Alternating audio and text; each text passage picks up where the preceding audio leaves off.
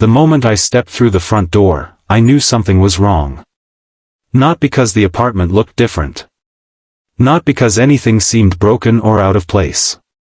It was the silence.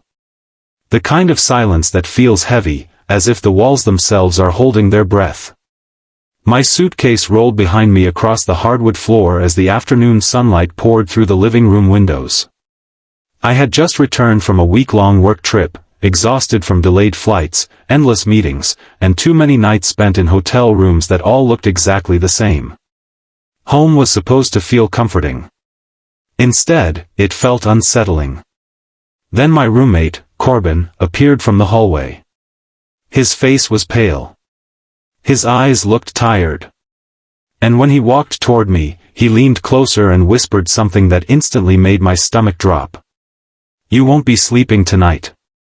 Before we continue, if you believe in kindness, second chances, and the incredible ways life can surprise us, please take a moment to like this video, leave a comment, share it with someone who needs inspiration, and subscribe to LifeLine Hub for more emotional stories that stay with you long after they're over. I stared at Corbin, trying to figure out if he was joking. He wasn't. For nearly 3 years, we had shared this apartment. Corbin was calm, practical, and impossible to scare. The kind of person who checked weather reports before leaving the house and kept spare batteries organized by size. If he looked worried, there was usually a good reason. I asked him what happened. Instead of answering, he took my suitcase and gently set it aside. His expression softened. Then he led me toward the hallway. Every step felt heavier than the last. My mind raced through possibilities. Had someone broken in? Was there a leak? A fire? Bad news from family? Nothing prepared me for what I found. The door to my bedroom was slightly open. As I pushed it wider, my breath caught. A golden retriever lay quietly on my bed. The dog lifted its head slowly and looked directly at me. Its eyes were tired. Its fur was dirty. One of its ears drooped strangely. And despite clearly being exhausted, its tail began wagging the moment our eyes met. I turned toward Corbin in confusion. Neither of us owned a dog. Neither of us had ever discussed getting one. The apartment building didn't even allow pets. Corbin finally explained. 3 days earlier, he had found the dog sitting outside the building entrance. At first, he assumed someone would come back for it. But hours passed. Then a full day. No owner appeared. The dog refused to leave. It simply sat near the entrance and waited. Rain fell. Traffic passed. People came and went. Still, the dog waited. Eventually, Corbin brought it upstairs temporarily. He planned to contact local shelters. But things became more complicated. The dog had no microchip. No collar. No identification. And according to several nearby shelters, they were already overwhelmed. No one could take him immediately. So for 3 days, the dog stayed in my room because it was the quietest place in the apartment. That's when something strange happened. The dog refused to leave my bed. Not for anyone. Not even Corbin. The moment he tried moving him elsewhere, the dog would become anxious and return. Almost as if he was waiting for someone. For me. I walked slowly toward the bed. The dog carefully stood up. His legs trembled slightly. As he approached, I noticed old scars beneath his fur. Tiny marks that suggested a difficult life. He rested his head against my hand. And for reasons I still can't explain, a wave of sadness hit me so suddenly that I had to sit down. The dog felt familiar. Not because I recognized him. But because something in his eyes seemed to recognize me. That evening, we tried everything to find his owner. Social media posts. Neighborhood groups. Lost pet websites. Nothing. No responses. No leads. No clues. As the sun began setting outside, I noticed something unusual.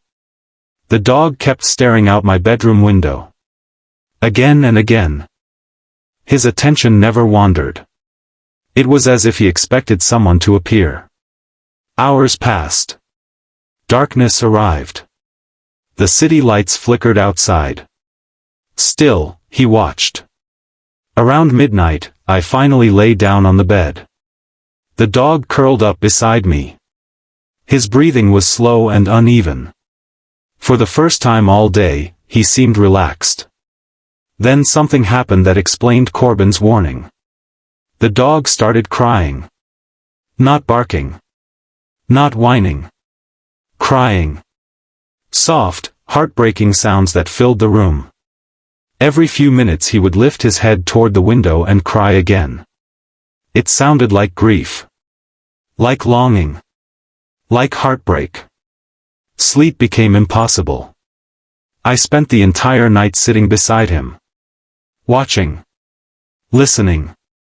Wondering. By morning, I felt emotionally drained.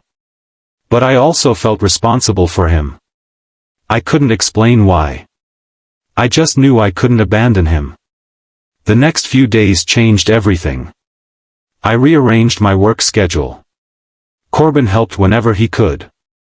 Together we searched for answers. Eventually, a breakthrough came from an unexpected source. An elderly woman responded to one of our online posts. She thought she recognized the dog. According to her, a man named Everett used to walk a similar golden retriever every morning in a nearby neighborhood. She hadn't seen either of them for months. The information wasn't much. But it was enough. We followed the lead. What we discovered broke our hearts. Everett had been a retired school janitor who lived alone. His wife had passed away years earlier. His children lived in other states and rarely visited. The dog had been his constant companion. Best friend. Family. Everything. Then Everett became seriously ill. Neighbors eventually noticed ambulances arriving at his home. After that, he disappeared. No one knew exactly where he went. The dog apparently vanished around the same time. The realization hit us hard. Somehow this loyal animal had spent months searching for the person he loved most. Still waiting. Still hoping. Still believing. We managed to track down more information through local community contacts. Eventually, we learned Everett had been transferred to a long-term care facility nearly 30 miles away. The moment we heard the address, the dog's entire story suddenly made sense. The waiting. The sadness. The endless staring. He wasn't lost. He was looking. Searching. Trying to find his way back. The following Saturday morning, we decided to take a chance. We loaded the dog into my car. The drive felt strangely emotional. As we got closer to the facility, the dog became restless. His ears perked up. His tail started moving. Something had changed. When we arrived, staff members were initially hesitant. But after explaining everything, they agreed to help. They escorted us to a quiet garden area behind the building. An elderly man sat alone in a wheelchair beneath a tree. His face looked fragile. His shoulders slumped with age. At first, he didn't notice us. Then the dog saw him. What happened next is something I will never forget. The dog exploded with energy. He sprinted across the grass faster than any of us expected. The elderly man looked up. For a moment confusion crossed his face. Then recognition. Then disbelief. Then tears. The dog reached him and immediately pressed against his wheelchair. Tail wagging wildly. Whimpering with happiness. The old man wrapped trembling arms around him. And suddenly both of them were crying. Every nurse nearby stopped to watch. Staff members wiped away tears. Corbin looked away, trying to hide his emotions. I couldn't stop crying. Neither could anyone else. Because in that moment, we weren't witnessing a reunion between a man and a dog. We were witnessing two souls finding their way back to each other. Everett later explained that during medical transfers and facility changes, confusion had occurred regarding the dog's care. Somewhere in the process, they became separated. Nobody knew exactly how. But the dog never stopped searching. And Everett never stopped hoping. The following weeks brought remarkable changes. The care facility received special permission to allow the dog to stay permanently with Everett. Staff members said his health improved dramatically. He smiled more. Participated in activities. Started eating better. Started talking more. The dog transformed too.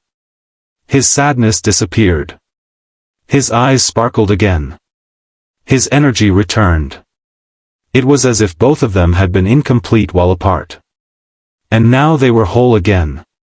Months later, Corbin and I visited. The garden looked brighter somehow. Everett laughed as the dog chased squirrels nearby. For the first time since we'd met him, he looked truly happy. Before we left, Everett thanked us. Not for finding his dog. Not for driving 30 miles. Not for helping. He thanked us for believing the reunion was possible. Because many people had assumed the story was over. That the separation was permanent. That life had simply moved on. But sometimes life surprises us. Sometimes hope survives longer than logic. Sometimes loyalty travels farther than reason. And sometimes the heart remembers exactly where it belongs. Before the ending, I have one special request for everyone watching. Please comment, "Hope always finds a way," if you believe that love, loyalty, and kindness can overcome even the longest separations. As we walked back to the parking lot that day, I looked behind me one last time. Everett sat beneath the tree smiling. The golden retriever rested peacefully beside him. Neither seemed worried anymore. Neither seemed lost. For months they had searched through loneliness, uncertainty, and heartbreak.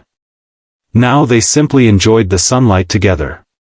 And somehow, that ordinary afternoon became one of the most beautiful things I had ever witnessed. If this story touched your heart, please like the video, leave a comment, share it with someone you care about, and subscribe to LifeLine Hub. Your support helps keep these meaningful stories alive and allows more people to experience moments of hope, compassion, and human connection. Because sometimes the most powerful stories aren't about extraordinary heroes.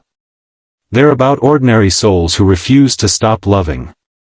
And in a world that often moves too fast, that kind of love remains one of the most extraordinary things we will ever find.